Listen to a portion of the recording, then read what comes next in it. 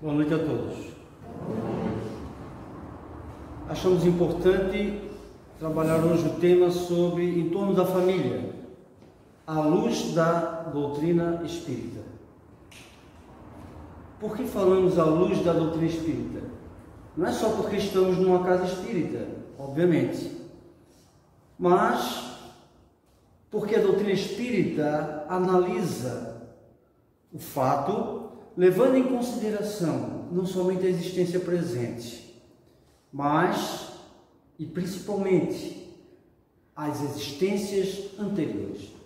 Se nós não considerarmos o princípio da reencarnação, nós teremos dificuldade de compreender o que ocorre em nossas famílias, tanto na questão das afinidades, da simpatia, quanto na questão das antipatias, dos ódios, nas dificuldades de relacionamento.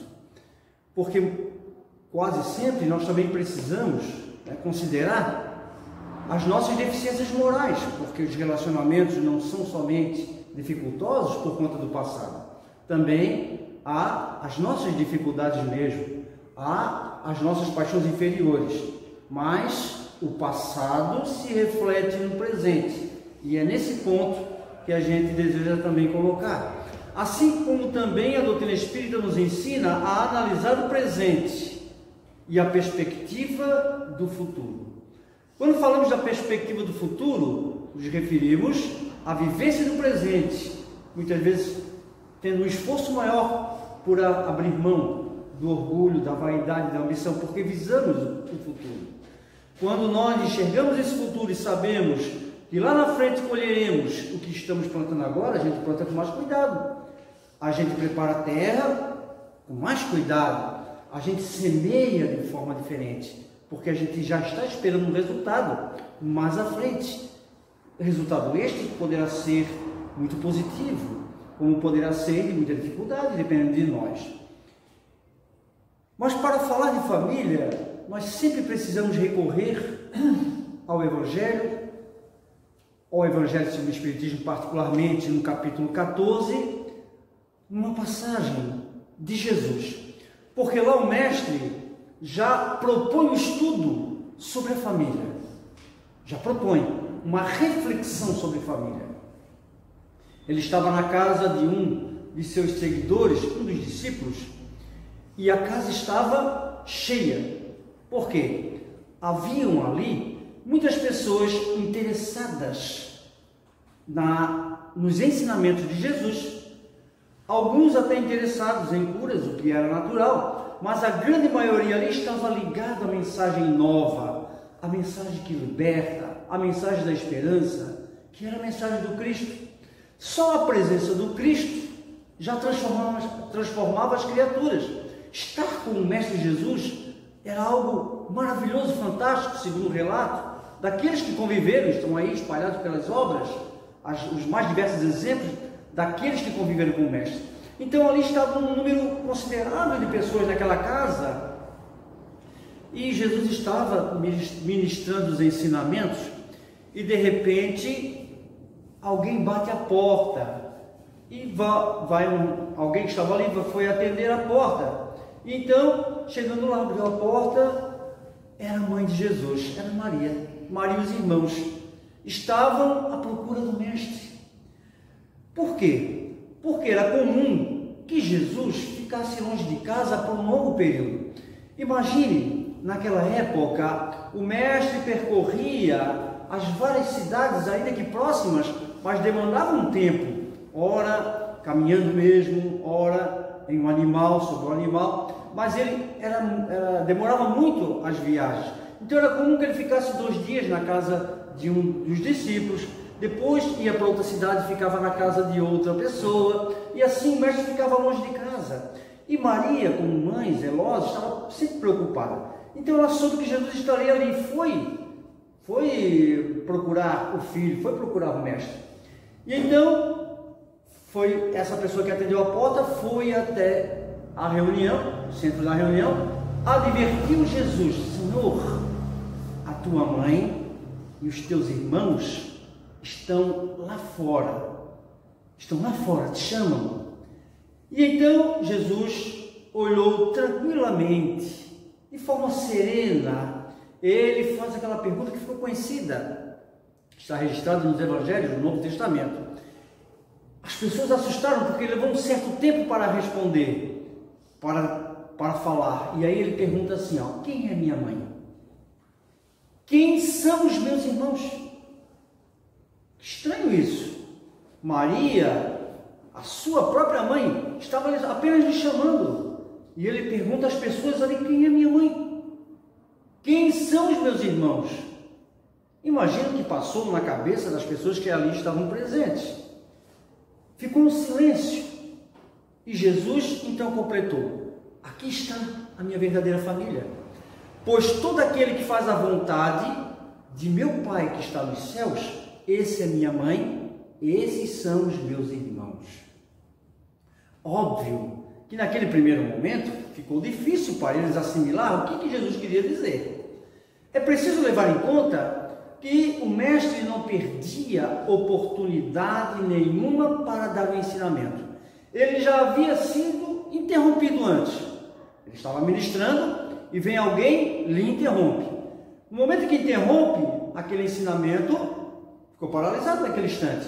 Então, quando as atenções se voltaram para a questão da família do Mestre Jesus, ele aproveitou e emendou para dar um ensinamento. E aí no Evangelho segundo o Espiritismo faz algumas indagações.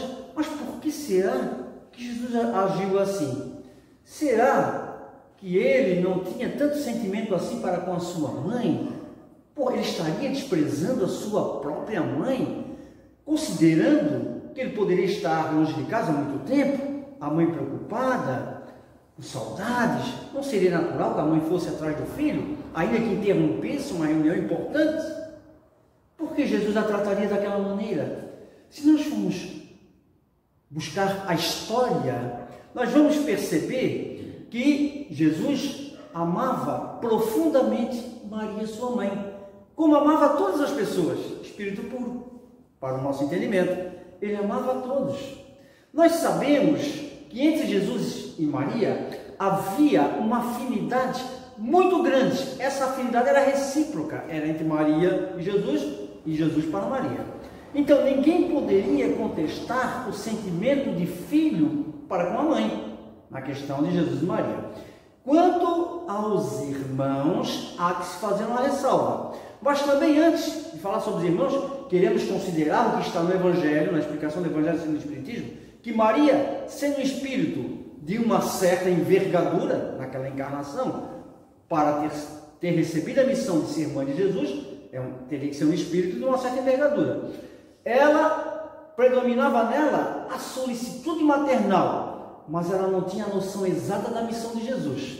Ali no Evangelho está claro, ela não tinha aquela noção. Tanto que ela vivia atrás de Jesus, procurando Jesus preocupada. Ela não tinha noção da dimensão da missão do Mestre. Nela predominava o sentimento do amor de uma criatura altamente desenvolvida no seu sentido moral.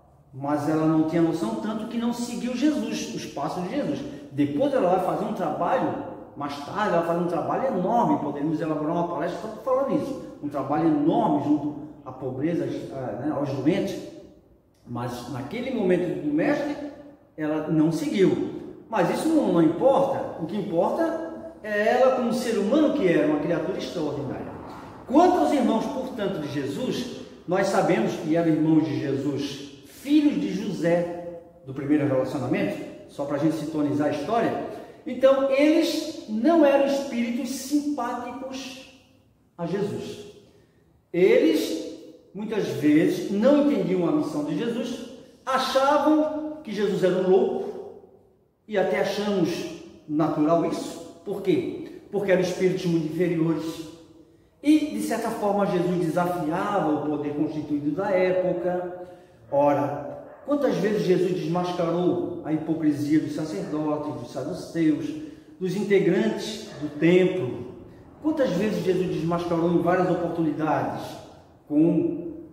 lógico, com inteligência, com sabedoria, sem sentimento de ódio, nada, mas Jesus desmascarou algumas vezes. Jesus desafiou os ensinos impregnados da época de egoísmo, de orgulho, de falsidade, dos preconceitos. Jesus combatia isso. Então, lógico que Jesus era mal visto pelos integrantes dos grupos, das castas. Ele era mal visto. Os irmãos certamente temiam por isso, porque mais cedo ou mais tarde podia sobrar até para eles. Por que não? Tanto que Jesus depois vai ser crucificado mais à frente. Então, eles não tinham simpatia pelo Mestre. No entanto, Jesus os amava da mesma forma, pela categoria espiritual que ele tinha. Então, não havia um relacionamento muito bom com relação aos irmãos para com Jesus. Mas Jesus não os discriminava. Não, Jesus amava-os também. De forma que jamais ele poderia estar, naquele instante, desprezando a sua família material, porque ele próprio ensinou o amor a todos, principalmente seus entes queridos. Tanto que ele pregou honrar pai e mãe. Se ele fala em honrar pai e mãe, por que estaria desprezando a mãe? É que Jesus propunha naquele instante um estudo para a época diferenciado em torno da família. Um estudo diferenciado.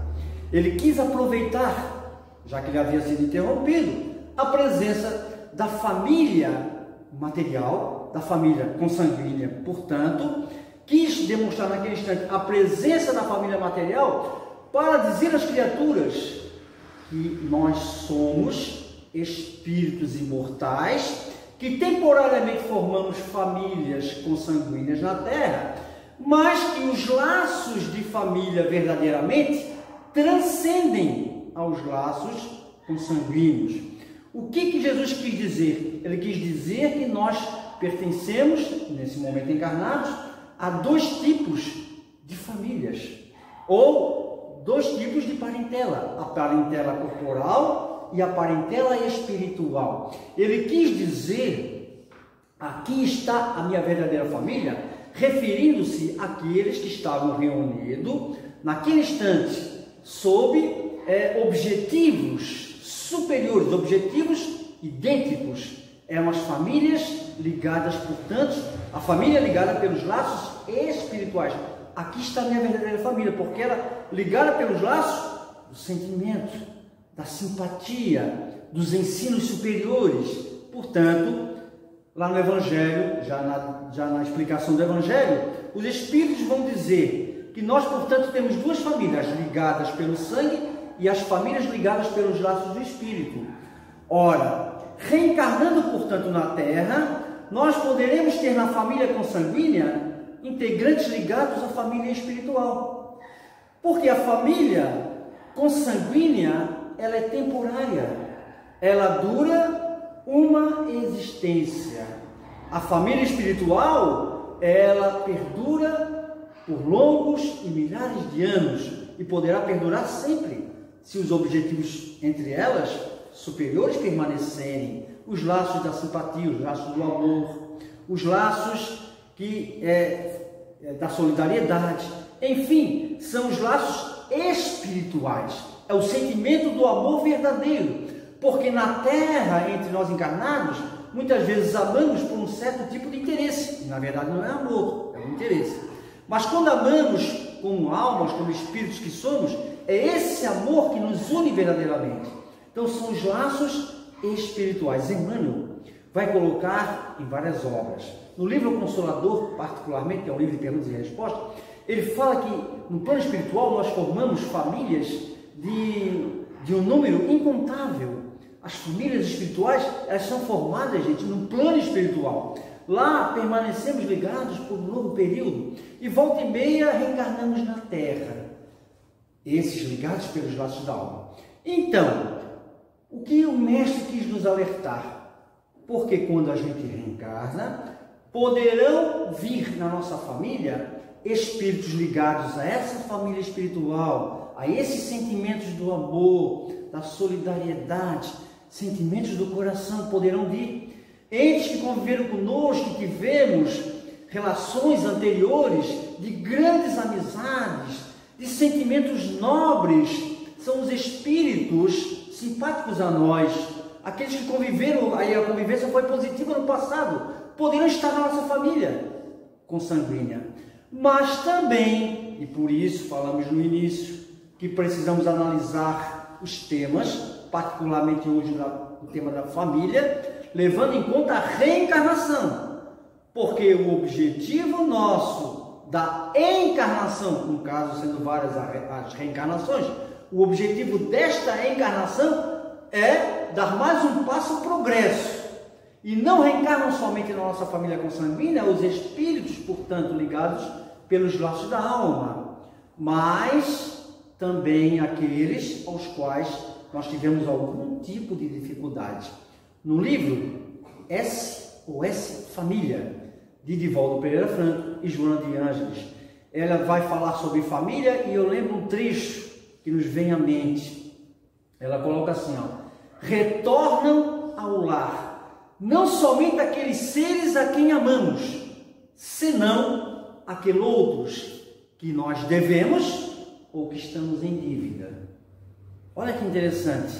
Retornam ao lar não somente aqueles que a gente ama, como a gente estava falando, mas também aqueles outros em que nós devemos ou que estamos em dívidas, ou seja, aqueles aos quais prejudicamos em algum momento.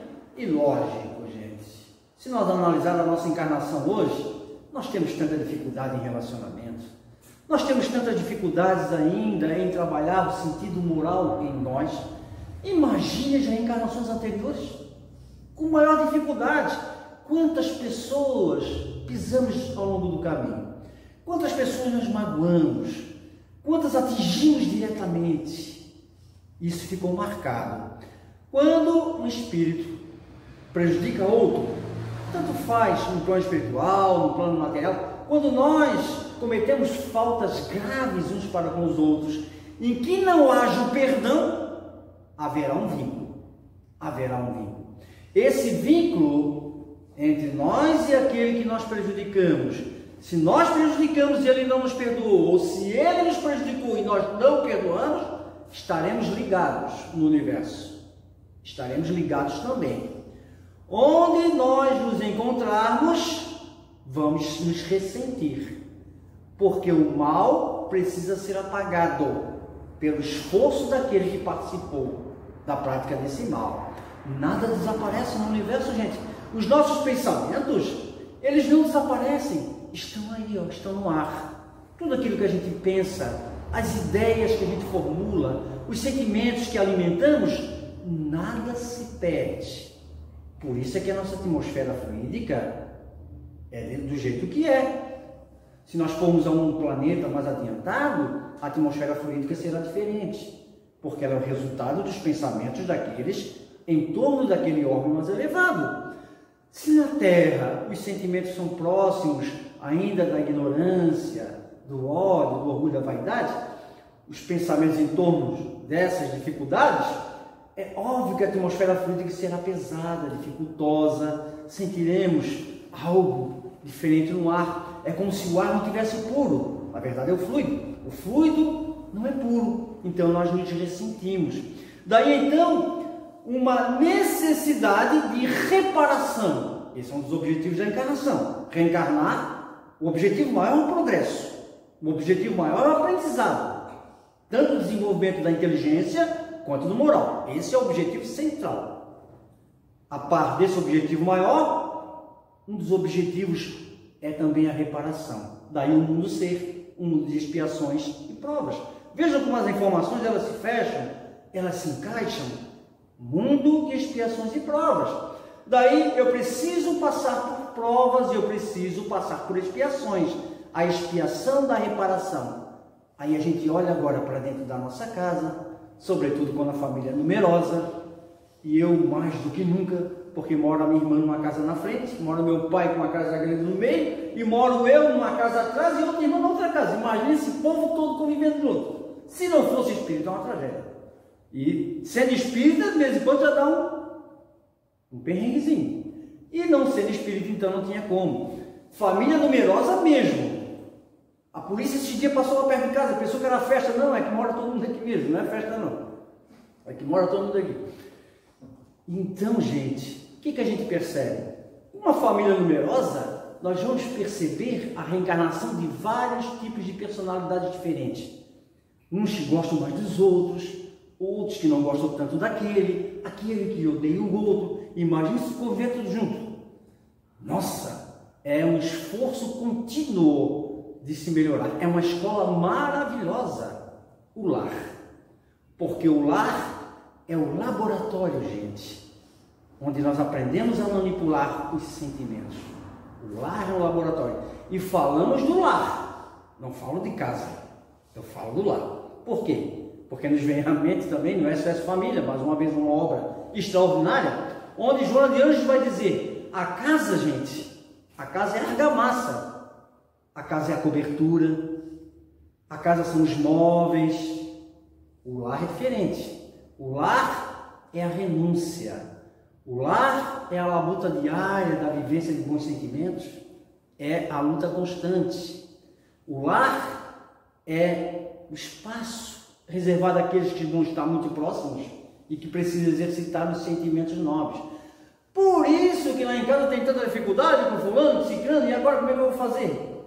Devo me afastar deles para evitar confusão? Não! É justamente o contrário. Deve estar com eles. Porque, segundo Jesus, amar aqueles que nos amam é muito fácil. O desafio é amar aquele que não nos ama. Esse é o desafio. Mas se não quiser, não tem problema. Você só vai adiar a prova, porque nós não escapamos das provas, nós só adiamos.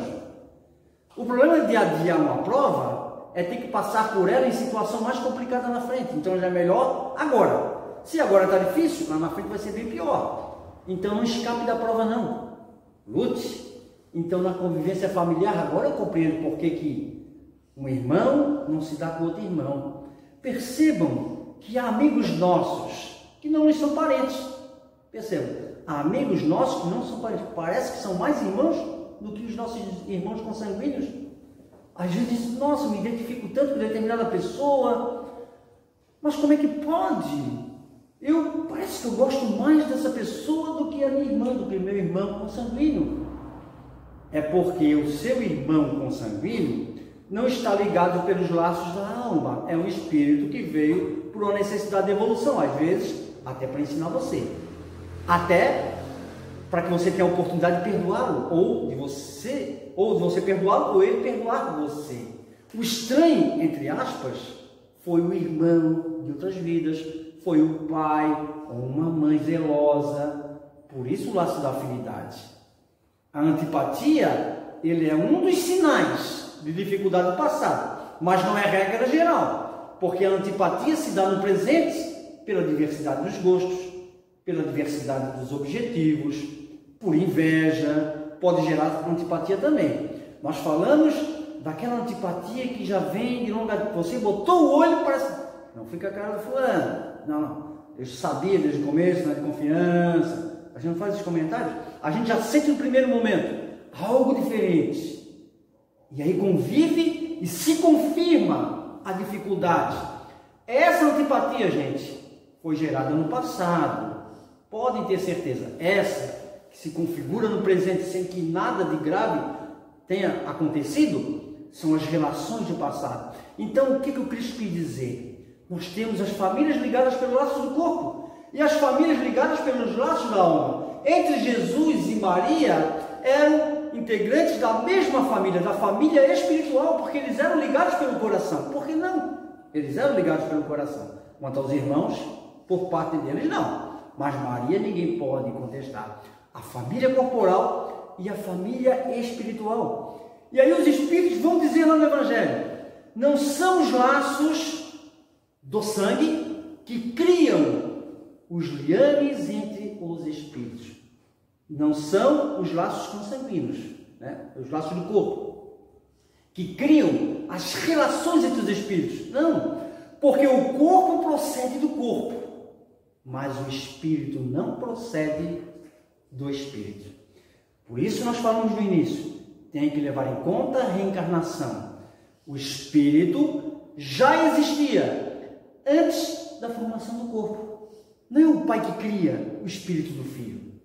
Porque se nós consideramos apenas essa existência, vamos achar que nós somos criadores do universo, nós criamos, eu criei, é meu filho, eu criei. Não, eu contribuí.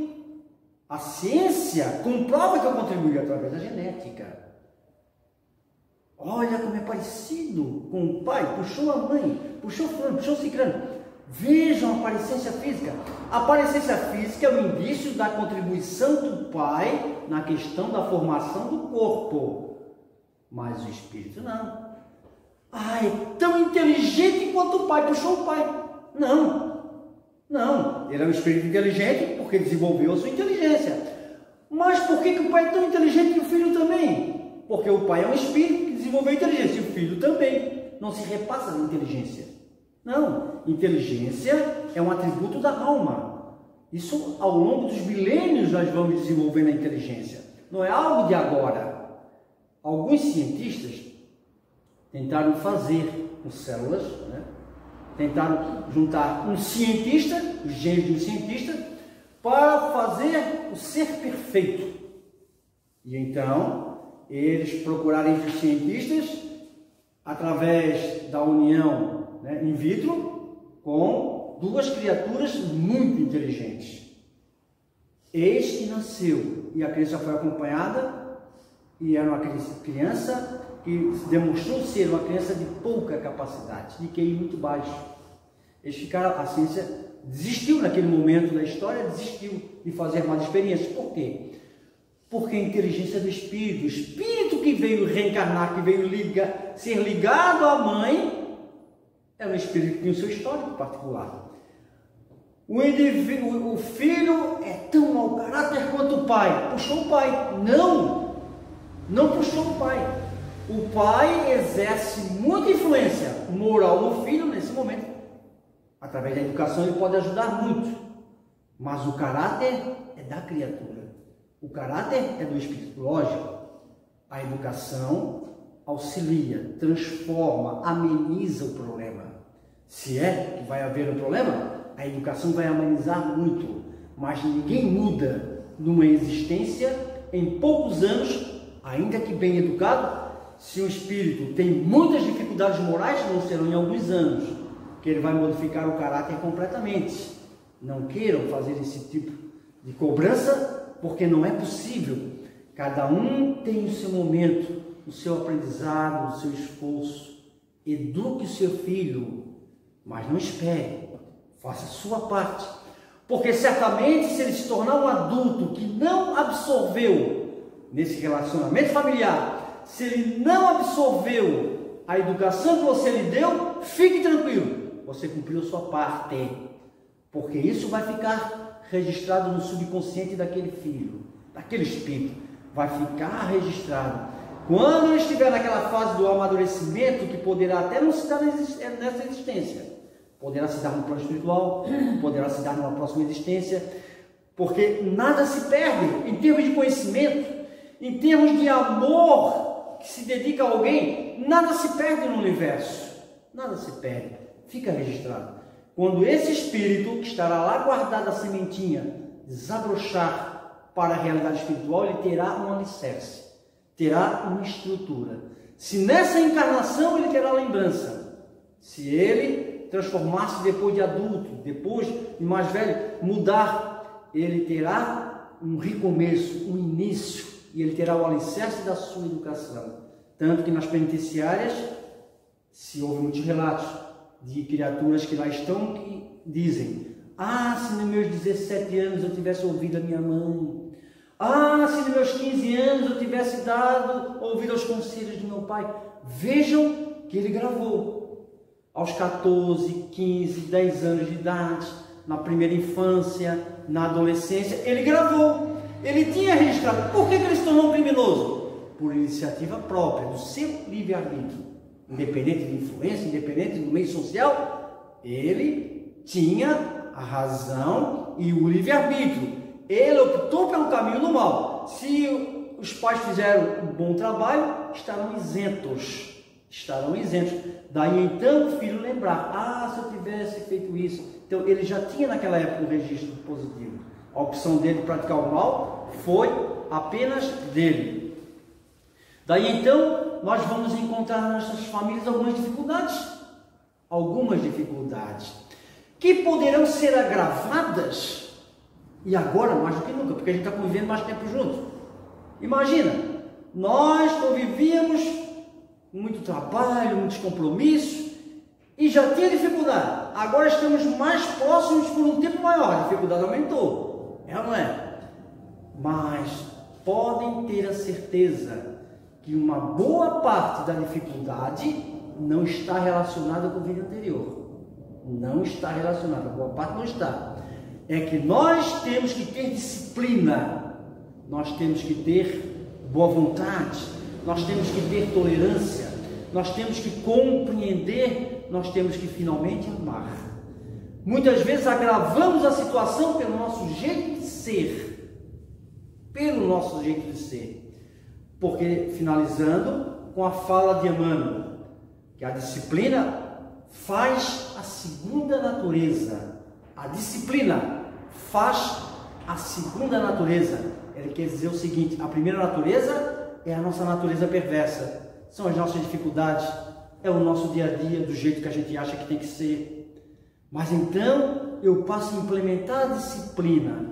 O hábito faz a segunda natureza, através da disciplina. O hábito faz a segunda natureza. Então eu disciplino, porque de forma espontânea eu lanço para fora aquilo que eu sou. Nesse instante eu remeto o que eu sou, mas eu não quero mais ser assim. Então eu vou ter disciplina, eu seguro antes, penso, raciocínio, não faz bem, e aí eu faço diferente, eu faço pelo correto. Fazendo pelo correto várias vezes vai virar hábito. Então, com o hábito faz a segunda natureza, que é a minha natureza inicial, com dificuldade, transformada. Isso, lógico, num período curto, num período longo. A natureza transformada pelo esforço. Viver em família, temos compromissos de família, gente. Pai, mãe, filhos, irmãos, até vizinho. Tem compromissos, escolhemos gênero de provas, tenhamos calma, paciência e aplicamos em nós o Evangelho todo dia, que tudo vai dar certo, considerando o momento, as dificuldades. Que Deus nos abençoe. Agora sempre, muito obrigado.